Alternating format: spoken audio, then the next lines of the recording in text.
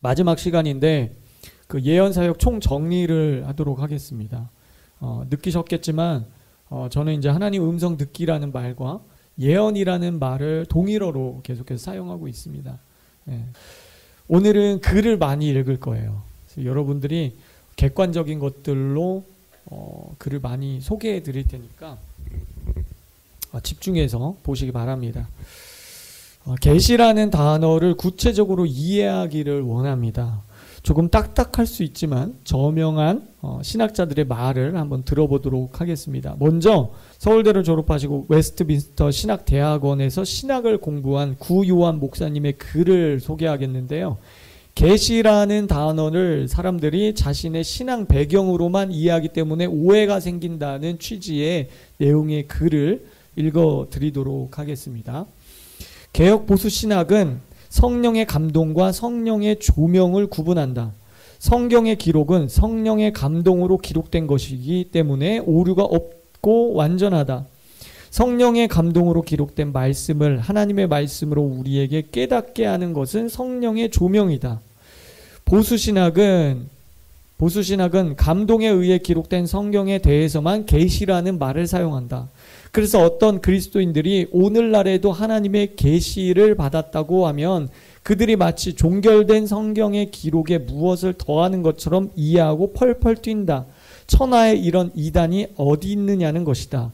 그러나 D.A. 카슨, 웨인 그루뎀, 번포 이트레스 등과 같은 개혁 보수 신학자들이 지적하듯 성경 자체는 계시라는 말을 그렇게 좁은 의미의 전문 용어로 사용하지 않고 있다.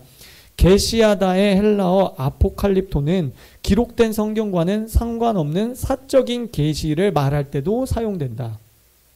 계시라는 말을 기록된 성경과 동일시하는 것은 조직 신학자들의 독단이지 성경의 가르침은 아니라는 말이다. 그러므로 개혁 보수 신학을 접할 기회가 없는 은사주의자들이 성경에 기록된 대로 계시라는 단어를 성령의 조명이란 차원에서 사용했음에도 불구하고 그는 좁은 의미의 전문 수어로만 이해하여 마치 기록된 성경 계시에 무엇을 더하는 식으로 오해하고 있다. 사실 그들은 성경에 있는 대로 사용했지만 듣는 자가 자기들의 신학적 편견으로 그렇게 듣지 않았을 따름이다. 유독 계시라는 말만 왜 좁게 전문적인 의미로만 정의하는가? 물론 역사적으로 몬타너스 같은 이단들이 자신의 사적인 계시를 기록된 성경의 계시와 동일시하는 오류를 범해왔지만 그렇다고 해서 계시라는 말을 사용하기만 하면 곧 성경 말씀으로 이해하는 것은 지나친 과민 반응이다. 모든 소뚜껑을 자라로 착각해서는 곤란하다. 성경 자체가 계시라는 말을 평범한 의미로 사용하고 있지 않은가. 여러분 이해가 되시죠? 네. 자, 이번에는 웨인 그루뎀 박사님의 글을 소개해드리고 싶은데 박사님은 하버드대를 졸업하시고 웨스트민스터대 신학 전공하셨고요. 또 영국 캠브리지에서 신학 박사를 취득하셨습니다. 미국 트리니티 복음주의 신학교에서 조직신학 교수를 거쳐 현재 피닉스 신학대학원의 교수로 재직 중이십니다. 정말 화려하시죠? 자, 그루뎀 박사님은 바울이 고린도전서 14장 30절에서 31절에 말한 계시는 기록된 성경과 동등한 권위를 가진다는 뜻이 아니라는 점에 대해서 설명하고 계십니다. 만일 곁에 앉아 있는 다른 이에게 계시가 있으면 먼저 하던 자는 잠잠할지니라. 너희는 다 모든 사람으로 배우게 하고 모든 사람으로 권면을 받게 하기 위하여 하나씩 예언할 수 있느니라. 여기서 바울은 신학자들이 성경의 말씀을 일컬을 때 사용하는 전문적 방식보다는 더 광범위한 의미에서 계시라는 말을 사용하고 있다. 신약 성경의 다른 곳에서도 계시하다와 계시라는 용어를 성경으로 기록된 말씀 또는 기록된 성경과 동등한 권위를 가진 말씀보다는 더 넓은 의미로 하나님으로부터의 커뮤니케이션이라는 뜻으로 사용되고 있다.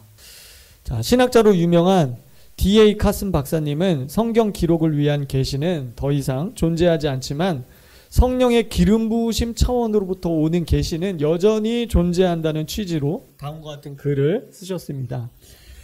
바울이 고린도전서 14장 30절에서 예언의 은사가 계시에 의존한다고 가정할 때 우리는 정경, 성경의 완결성을 위협할 정도로 권위 있는 형태의 계시에 국한하는 것이 아니다.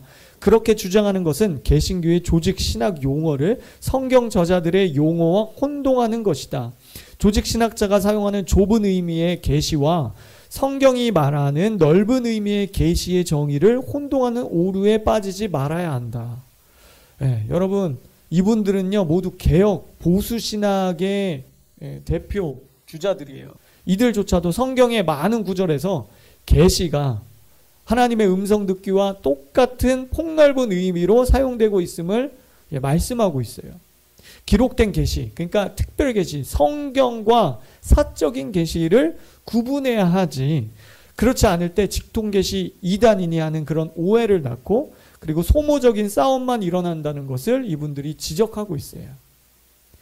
자, 오늘은 4가지 주제를 말씀드리겠습니다. 첫 번째, 생각의 3가지 차원. 두 번째, 하나님 음성을 듣는 여러 채널들. 세 번째, 성경의 예언자를 뜻하는 히브리어 단어에 대한 이해.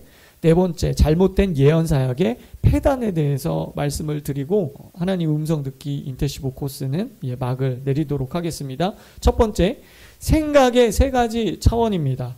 자, 첫째, 생각은 음성이다. 플로이드 맥클락 목사님은 이렇게 말했습니다.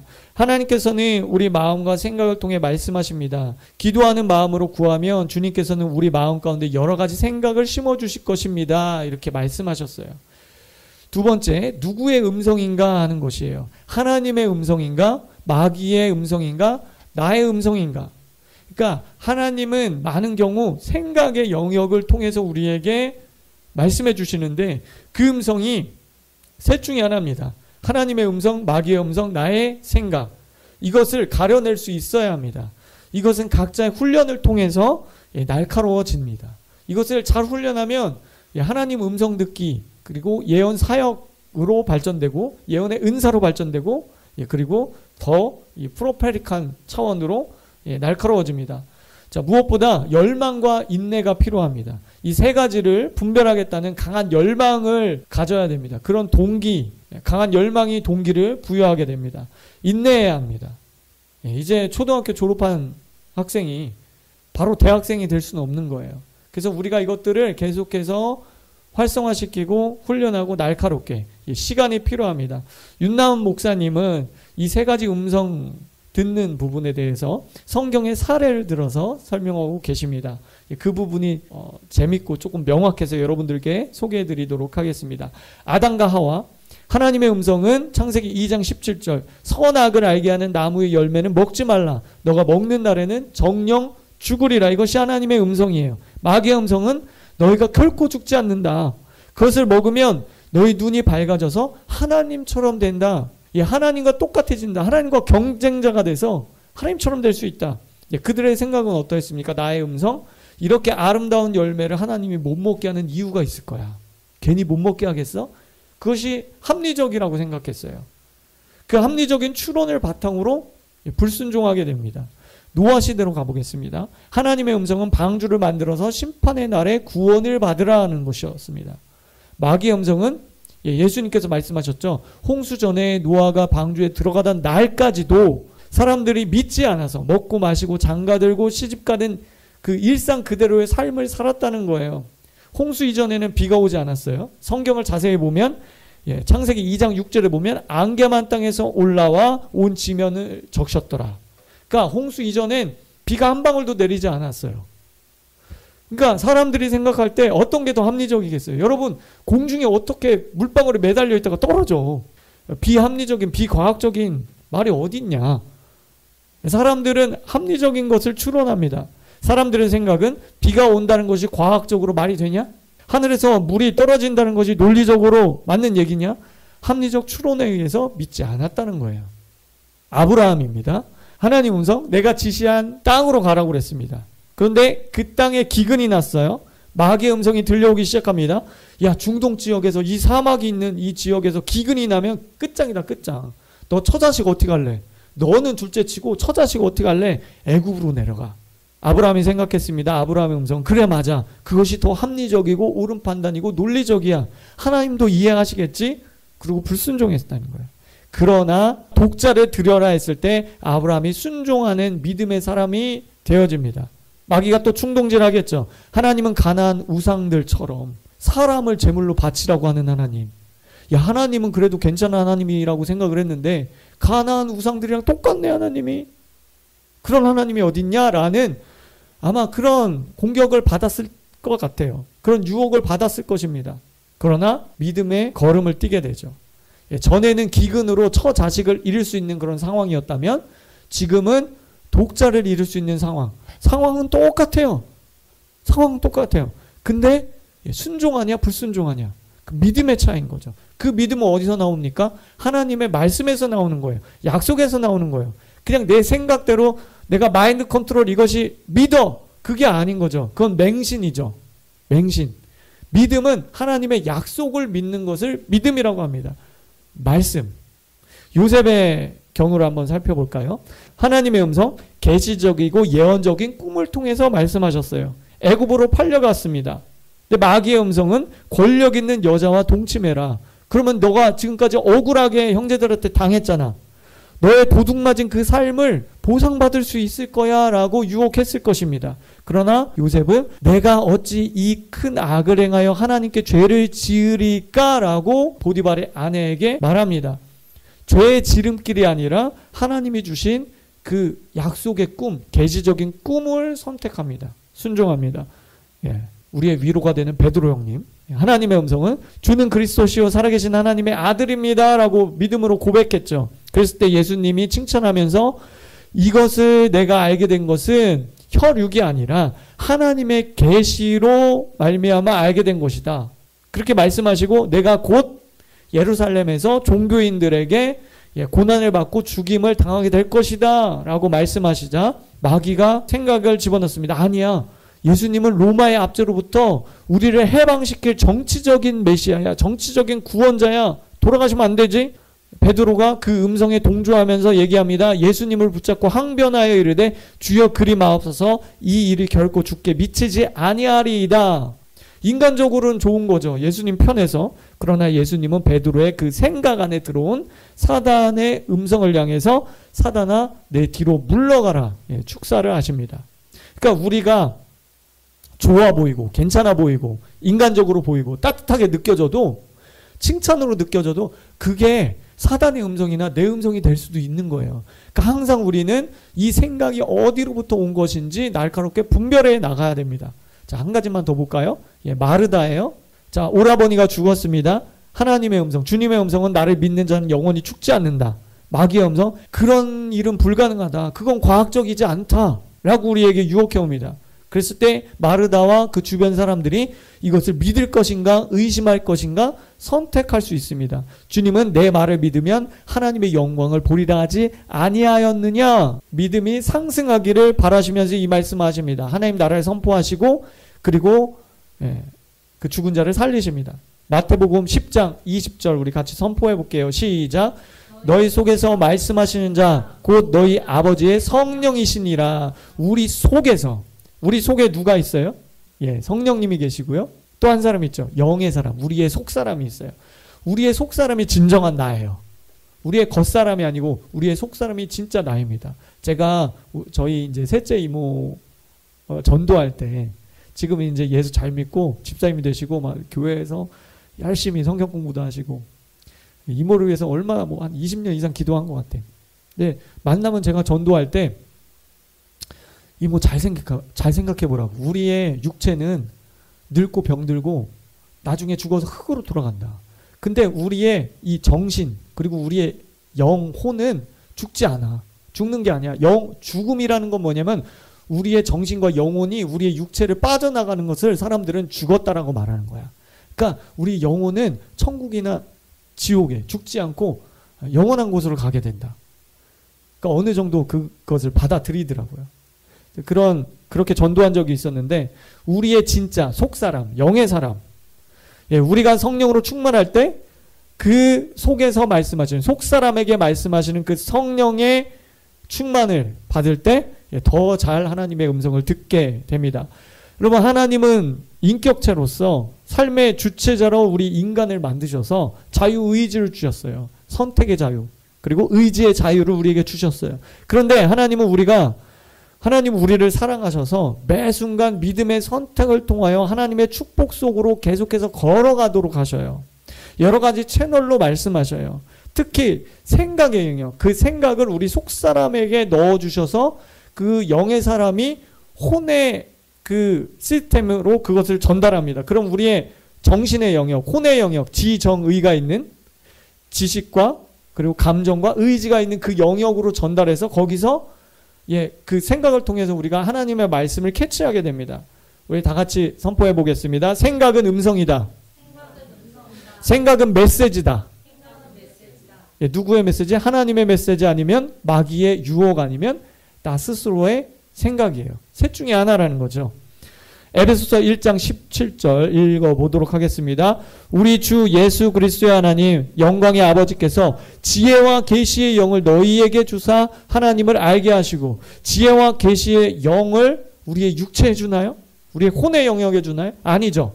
영이기 때문에 영으로, 지혜와 계시의 영은 우리의 속사람에게 말을 걸어오세요. 그것을 듣고 우리의 혼적인 영역에서 그것들을 처리하는 것입니다. 하늘의 지혜와 계시를 생각 안에 음성을 넣어주신다. 그래서 하나님의 길과 뜻, 하나님의 방법과 전략을 알게 하신다. 우리 속사람, 제가 이렇게 비유하기를 원해요. PC로 워드를 치고 프린터로 그것을 출력을 하죠. PC로 인풋된 타자가 속사람, 영의 사람이 받은 계시라면 프린터의 아웃풋은 혼의 사람, 즉 마음과 생각의 영역에 그것들을 전달시켜서 처리하는 거예요. 근데 여러분, 이것은 각자 훈련을 통해서 명확해진다고 그랬죠. 갈망해야 되고 계속해서 인내하면서 이것들을 해나가야 돼요. 자, 하나님의 음성을 듣는 채널들을 살펴보도록 할게요. 자, 이해를 돕기 위해서 레리 랜돌프 목사님이 쓴 다중 차원으로 듣기라는 제목의 글을 읽어드리도록 하겠습니다. 하나님의 음성이 말 소리에 국한되어 있지도 않고 우리가 듣는 것도 귀의 기능에 국한되어 있지 않다는 것을 아는 것은 참으로 다행스러운 일이다. 사람의 몸은 삶의 모든 면으로부터 오는 수천 개의 정보를 처리하는 거대한 귀와 같다. 게다가 사람의 정신, 혼, 영은 기본적으로 우리의 육체적인 감각을 통해서 전달되는 정보에 의해 형성된다. 인풋이 있고 아웃풋이 있다. 18가지 채널들을 간략하게 살펴보도록 하겠습니다. 자, 첫 번째, 하나님의 현현입니다. 부활하신 주님이 제자들에게 나타나셨죠. 12제자들에게, 500의 형제들에게 나타나셨어요. 드러나지 않는 현현. 막달라 마리아가 무덤에 찾아갔을 때 부활하신 예수님을 알아보지 못했어요. 동산지기인 줄 알았어요. 그리고 엠마오로 가는 두 제자도 예수님을 처음에는 전혀 알아보지 못했어요. 세 번째는 천사입니다. 여호수아, 사가랴, 마리아, 베드로 등에게 천사가 방문해서 그들에게 도움을 주기도 하고 어떤 메시지를 주기도 했습니다. 네 번째, 열린 환상입니다. 성경의 수많은 사람들이 이 환상을 경험했습니다. 다섯 번째, 천국 방문이에요. 요한이나 바울같이 이런 사람들이 대표적이고요. 그리고 꿈, 욥기, 다니엘, 시편, 이사야 같은 데 보면 이 꿈을 밤의 환상이라고 했어요. 이것도 환상의 일종입니다. 그러니까 여러분들이 이것이 개꿈인지 하나님으로부터 온 꿈인지 아니면 마귀가 우리에게 스트레스를 주기 위해서 악몽이나 이런 것들을 주기 위해서, 여러분 악몽 꾸면 영적으로 이게 영향을 받죠? 안 받을 수 없잖아요. 여러분 우리 영, 혼, 육은 유기체라서 서로 영향을 받아요. 어떤 권사님이 오늘은 피곤하니까 영만 교회 갈까? 둥둥둥 떠서 교회 오나요? 아니죠. 우리 육체가 피곤하고 아프고 질병에 걸리면 기도 생활도 막혀요, 대부분. 그리고 우리 영의 어떤 시험이 오면요, 몸도 피곤하고 어떤 병도 생기고 스트레스 때문에 질병도 생기고 이렇게 되는 거라고요. 그러니까 우리는 영, 혼, 육이 영혼, 육을 편의상 분리해서 말하지만 사실 이게 하나라는 거야, 하나. 일곱 번째, 들리는 음성. 예수님이 침례 받으실 때 하늘에서 성부 하나님의 소리가 울렸습니다. 있는데 사랑하는 자요, 기뻐하는 자다. 바울이 회심할 때 천상의 빛과 함께 하나님의 소리로 들었습니다. 여덟 번째, 양심입니다. 성경에 보면 6가지 양심의 상태가 나옵니다. 깨끗한 양심일수록 하나님의 음성을 더 잘 들을 수 있습니다. 그 혼에서 그 영의 소리를 더 잘 처리할 수가 있어요. 아홉 번째, 내적 증거입니다. 이 18가지 중에 두 번째로 중요한 거예요. 이 18가지 중에 두 번째로 중요한 요소가 바로 이 9번째 내적 증거입니다. 영감 또는 직감이라고도 할 수 있습니다. 바울은 이 내적 증거를 통해서 유라굴로 풍랑을 예측했어요. 그는 무슨 꿈이나 예언이나 아니면 계시를 받은 게 아니에요. 다시 말할게요. 무슨 꿈이나 예언이나 하나님의 들리는 음성을 직접 받은 게 아니에요. 환상을 본 게 아니죠. 그의 영의 직감, 영감을 통해서 요번 항해에 뭔가 어려움이 있을 거라는 것을 알았어요. 그건 직감적으로 아는 거예요. 10번째, 내적 음성, 내적 증거와 거의 유사하지만 조금 다릅니다. 이것은 성령의 음성이에요. 우리 육체가 귀로 듣듯이 우리의 영의 속사람의 귀로 듣는 것입니다. 어린 사무엘을 하나님께서 부르실 때 엘리 제사장은 전혀 듣지 못했죠. 곁에 같이 있었지만. 성령의 은사들을 통해서, 예언의 은사를 통해서, 계시적인 은사들, 지식의 말씀의 은사, 지혜의 말씀의 은사, 예언의 은사를 통해서 말씀을 들을 수 있습니다. 12번째, 심상입니다. 이것은 마음의 그림이에요. 하나님 앞에 기도할 때 어떤 그림이나 장면이나 영상이 지나가는 경우가 있어요. 이것도 셋 중에 하나예요. 분별해야 돼요. 그것들을 캐치해내야 돼요. 13번째, 인지입니다. 어떤 느낌들인데 이것을 영적 오감, 신체적으로 나타날 수 있는 것입니다. 14번째, 피조세계, 날씨나 자연재해 등으로 인간에게 어떤 신호를 보내시는 거예요. 우리가 올해 그 성령 강림 주일 계속해서 비가 왔죠. 저는 이것을 사인으로 받았습니다. 그래서 우리가 프로페릭한 사람이 되면 이런 것도 하나님의 음성으로 우리가 들을 수 있는 것이죠. 15번째, 일상에서 만나는 주변 사람들. 16번째, 과거의 기억들. 17번째, 설교나 신앙서적을 통해서 말씀하세요. 이것도 중요하죠. 그리고 가장 중요한 18번째, 특별 계신 성경을 통해서 말씀하십니다. 이것이 절대적인 기준이에요. 이 18가지 채널 중에 가장 중요한 것입니다. 여러분, 앞에 17가지는요, 분별의 대상이지만 이 18번째는 믿음의 대상입니다. 이것을 꼭 기억하시길 바랍니다.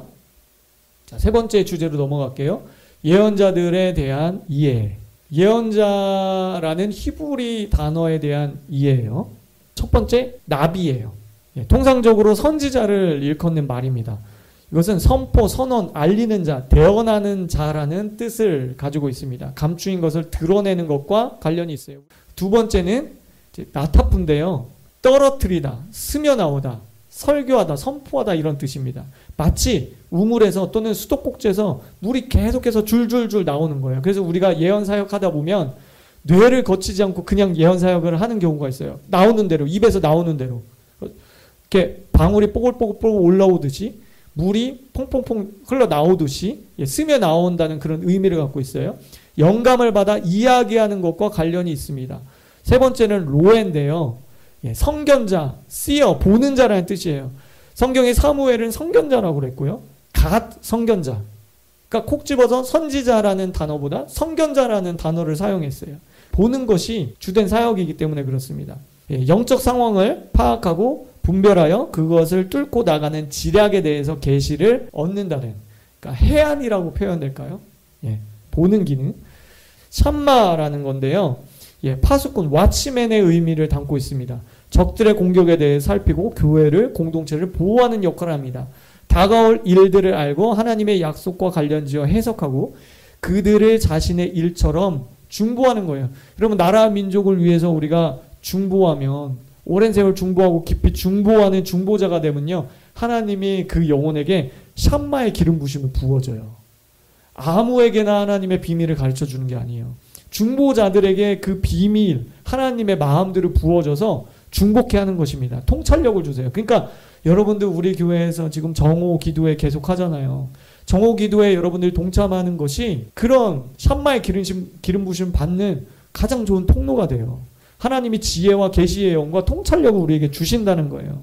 그래서 여러분, 나라와 민족을 위해서 끊임없이 기도하시고, 한국 교회를 위해서 기도하시고, 여러분들의 가정을 위해서 파수꾼의 위치에서, 그 파수꾼은 망대 높은 곳에서 적들이 지금 침투해 오는지, 동서남북에서 어떤 일이 일어나는지 그것들을 간파해내요. 정부 영역, 경제 영역, 법조계, 그리고 사회에 일어나는 그런 것들에 초자연적인 지각이 생겨요.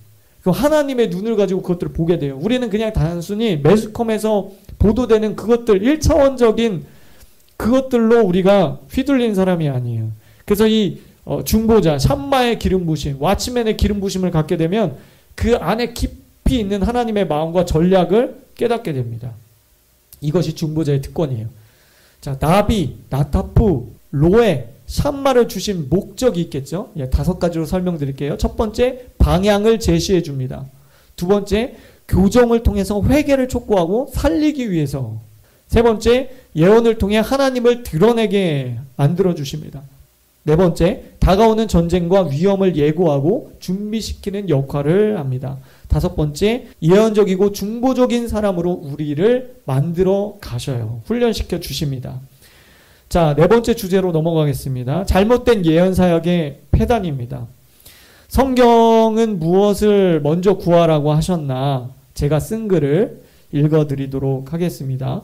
하나님의 말씀은 우리가 구할 것과 구하지 말아야 할 것을 가르치고 있습니다. 예컨대 주님은 구하라, 찾으라, 두드리라, 그러면 좋은 것, 성령을 주신다고 말씀하셨습니다. 또 하나님의 나라와 의를 먼저 구하라고 말씀합니다. 반면 주님은 중언부언하지 말라, 염려함으로 구하지 말라고 가르칩니다. 이것은 뭐뭐 하라 또는 뭐뭐 하지 말라는 적극적인 명령입니다. 그런데 무언의 명령과 같은 것들이 있습니다. 예를 들어서 성경은 단 한 번도 너희가 꿈과 환상 보기를 적극적으로 구하라는 말씀은 없습니다. 물론 이러한 성령의 나타나심은 지극히 성경적인 것이며 오늘날에도 가시적으로 나타나고 있습니다. 성령의 나타나심은 성령 충만의 결과로 주시는 표적이기 때문에 복음 전파의 목적을 위해서 구하는 것이라면 그것은 정당한 것입니다. 잘못된 것이 아닙니다. 그렇지만 성경은 꿈과 환상을 체험하기 위해서 우리가 어떻게 해야 하는지 구체적인 언급을 피하고 있습니다. 왜냐하면 그것은 하나님의 말씀을 벗어나 사단이 우리를 속일 수 있는 장소로 우리를 인도할 수 있기 때문입니다. 오해 없기를 바랍니다. 저는 지금 균형에 대해서 말하고 있는 것입니다. 어떤 사람들은 환상과 같은 극적인 나타나심에만 집착하기 때문에 끈질긴 기도를 통해서 얻게 되는 인내의 유익을 배우지 못하고 잘못된 길로 빠지게 되었습니다. 성경에 무수히 강조하고 있는 기도를 통한 인내, 자기 부인, 성결함을 꿈과 환상으로 대체해버린 것입니다. 이것은 탐심이며 또 다른 종교의 영의 역사입니다. 이런 그릇된 사역으로 인해서 건강하게 성령 사역하는 교회들이 도매급으로 비난받게 되었습니다. 많은 진지한 크리스찬들이 성령 사역에 대해서 마음의 문을 닫게 하는 결과를 만든 것도 사실입니다. 만일 우리가 꿈이나 환상과 같은 극적인 나타나심을 체험할 때까지 기다리기만 한다면 그만큼 분명하지 않더라도 그와 같은 실제적인 다른 것들을 놓칠 수 있습니다. 좀 더 직접적으로 명확하게 인도를 받았으면 하는 것이 사람의 마음입니다. 그러나 우리가 끝까지 붙잡아야 할 것은 현현이나 환상이 아니라 하나님의 말씀인 성경이라는 사실을 잊지 마십시오. 꿈과 환상은 우리의 영역이 아닙니다. 그것은 전적으로 하나님의 선물입니다. 순전한 은혜의 결과입니다. 이해되시죠? 제가 말씀드리고 싶은 초점. 꿈과 환상을 여러분들이 그것은 성경적인 거예요. 그것을 사모해야 돼요. 때로는 어떤 부분에서 복음 전파를 위해서 아니면 영혼들을 위해서 그것들을 구할 수 있습니다. 예를 들어서 북한에 있는 김정은에게 우리가 복음을 못 전하잖아요. 그럼 우리가 중보할 때 저는 그렇게도 해요. 느부갓네살 왕에게 우상을 숭배했던 그 느부갓네살 왕에게 꿈을 통해서 하나님 말씀하셨고 하나님이 하나님 되심을 나타내셨고 마침내 느부갓네살 왕이 만군의 주 하나님이다 라고 고백하게 하신 것처럼 하나님이 그렇게 하실 수 있다고 저는 믿습니다. 그래서 하나님 그의 꿈에 나타나 주십시오 라고 저는 기도를 합니다. 중보를 합니다. 여러분 이것에 제 욕심이 조금이라도 들어갈 수 있나요? 주님 저에게 막 꿈과 환상을 보여주세요. 이거는 때로는 탐심이 될 수 있어요. 종교의 또 다른 종교의 영이 될 수도 있어요. 영적인 그 탐욕이죠. 친밀함이 아니라 집착이 될 수도 있어요. 그러나 다른 사람을 위해서 복음 전파를 위해서 우리가 그렇게 기도하는 것은 저는 합당하다고 생각합니다. 그러나 우리는 균형을 잡아야 돼요. 그것만을 쫓아가면 안 돼요. 여러분 사람의 심리는 편한 것을 원하잖아요. 기도하기보다는 여러분 한 달 동안 1년 동안 힘써서 내가 작정해서 기도하는 게 얼마나 힘들어요. 기도하기보다는 그냥 예언기도 한번 받지? 그냥 어디 가서 기름 부음 집회 가서 한번 쓰러지지? 여러분, 이것은 탐심이에요. 제가 볼 때 탐심입니다. 여러분, 이런 것들을 조심하자는 취지에서 제가 이런 글을 쓴 것입니다. 그래서 우리가 항상 초점을 가져야 할 것은 말씀 중심이라는 거예요. 내가 먼저 성숙해지고 하나님 앞에서 깊어져야 됩니다. 하나님과의 깊은 친밀함을 유지하고 키워나가야 됩니다. 이것이 열쇠 중에 열쇠예요. 그러면 영의 사람이 활성화돼요. 자라납니다. 그렇게 되면 육과 손의 소욕이 제재됩니다. 우리 안에 있는 은사적인 탐심, 그러니까 탐심, 교만, 쓴뿌리가 제거되면 우리의 생각에 인풋되는 내적 증거를 민감하게 캐치할 수 있게 됩니다. 자, 결론적으로 케네스 해겐 목사님이 쓰신 그리스도의 선물이라는 책의 간증을 소개해드리고 마치도록 하겠습니다. 목사님은 꿈이나 환상 같은 극적인 인도하심이 아니라 속사람, 영의 사람에게 주시는 내적 증거를 쫓아야 한다는 것을 이 간증에서 강조를 하셨습니다. 조금 긴데 집중해서 들어보시기 바래요. 1959년 예수님께서 나에게 나타나셨을 때 믿는 자들은 예언의 은사가 있는 사람에 의해서가 아니라 내적인 증거, 생각으로서 인도함을 받아야 된다는 것을 강조하셨습니다. 예수님이 나타나시기 조금 전에 나는 어떤 목사님으로부터 집회를 인도해달라는 요청을 받았습니다. 그러나 나는 그 교회에 가서 설교하는 것에 대해 내 영 안에 내키지 않는 느낌이 있었습니다. 우리가 주의하지 않으면 우리는 자연적으로 돌아가서 논리적으로 어떤 것을 생각하고 내적인 증거를 무시할 수 있습니다. 내가 바로 그랬습니다. 나는 자연적인 영역으로 가서 생각했습니다. 그 교회에 가는 것이 나쁘지 않을 거야. 어차피 나는 그 지역에 가 있게 될 것인데 굳이 다른 도시로 설교하러 갈 필요가 없잖아. 그러나 하나님께서 내가 어디에서 설교하기를 원하시는지에 대해 인도받기 위해 계속 기도하고 있었을 때 어떤 목사가 내 영의 생각에 계속 떠올랐습니다. 그는 조그만 교회에서 목회를 하고 있었고 언제든지 내가 가능할 때 와서 집회를 열어달라고 내게 부탁했었습니다. 처음에는 나는 내적인 움직임, 생각에 주의를 기울이지 않았습니다. 그러나 몇 주간에 걸쳐서 이 목사가 계속 내 영 안에 떠올랐습니다. 그것에 관해 더욱 생각하면 할수록 나는 내 영 안에 그것에 관해 더 좋은 느낌이 있었습니다. 이 일이 있고 얼마 지나지 않아서 예수님께서 나에게 나타나셨고 주님은 하나님의 초자연적인 인도하심에 대해 가르쳐 주셨습니다. 주님은 이렇게 말씀하셨습니다. 너의 내면에, 너의 영 안에서 너는 처음 교회에 가는 것에 대해 좋은 느낌이 없었기 때문에 너는 거기에 갈 수 없었던 것이다. 그것은 멈추라는 신호, 즉 적신호이다. 또는 너의 영을 점검해 보라는 것이다. 이것은 내적인 증거이다. 이것은 실제 음성이 아니고 너에게 그것을 하지 말라고 내 안에 있는 어떤 것이 말하는 것이다. 그 내적인 증거, 생각을 따르는 것을 배워야 한다. 지금 나는 너에게 말하고 있다. 그 교회에 가지 말거라. 그 목사는 내가 사역하는 방식을 받아들이지 않을 것이다. 나는 항상 너를 이런 식으로 인도할 것이다. 나는 다른 모든 믿는 자들, 나는 다른 모든 믿는 자들, 저와 여러분 포함해서 모든 믿는 자들을 인도하는 것과 마찬가지로 내적인 증거, 생각으로 너를 인도할 것이다. 예수님은 그 이유에 대해서 설명해 주셨습니다. 내 속에 너는 다른 교회에 가야 한다는 내적인 생각이 있었다. 너는 그것을 무시하려고 했다. 그러나 그 생각은 계속해서 내게로 되돌아왔다. 너도 알다시피 그것은 내가 다른 교회로 가야 한다는 성령의 청신호이다. 그것이 성령의 인도하심이다. 다른 교회에 가는 것을 너로 하여금 왠지 망설이게 하는 것이 바로 멈추라는 신호이다. 내적인 증거, 그러니까 성경 다음으로 내적인 증거가 중요한 거예요. 내적인 증거는 확실한 하나님의 음성이라는 거예요. 여러분들의 인생은 하나님이 여러분들에게 삶으로 주신 거예요.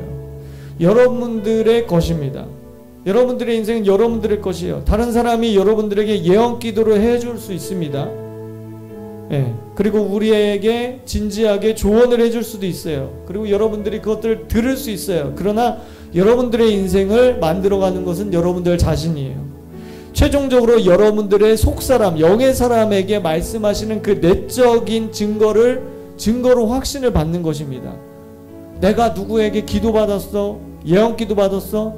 거기로 쫓아가는 게 아니에요. 성경에 기름 부으심이 우리를 인도하고 가르친다고 했어요. 독단이 되라는 말이 아니고요. 여러분들 스스로가 여러분들의 인생을 책임져야 되는 것이에요. 우리가 구원받는 것도 나의 선택입니다. 신앙생활의 모든 것도 나의 선택이에요. 그래서 우리가 하나님의 음성을 듣고 쫓아가는 것도 다른 사람의 컨트롤을 받을 필요가 없습니다. 최종적으로 여러분들의 내적인 증거를 통해서 확증을 받아야 된다. 하나님 앞에서 이 시간 겸손히 기도하기 원합니다. 오늘은 방언으로 1분 정도 기도하고요. 잠잠히 이 내적인 증거, 음성을 듣겠습니다. 주님은 마늘 물소리와 같이 우리에게 말씀하십니다. 성경 구절, 설교 내용, 심상, 그림, 느낌, 단어, 기억, 어떤 사람 등이 생각 영역 속에 인풋이 돼요.